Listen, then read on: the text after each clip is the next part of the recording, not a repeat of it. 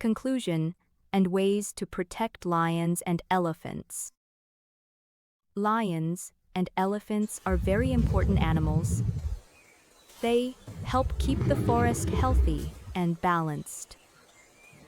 Lions control the number of animals in the forest. Elephants help trees and plants grow.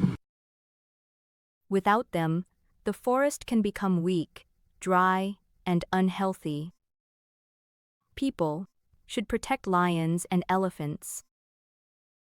We must stop illegal hunting. We must protect forests and nature. People should not cut too many trees. Animals need safe homes and clean water. National parks and wildlife protection are important too.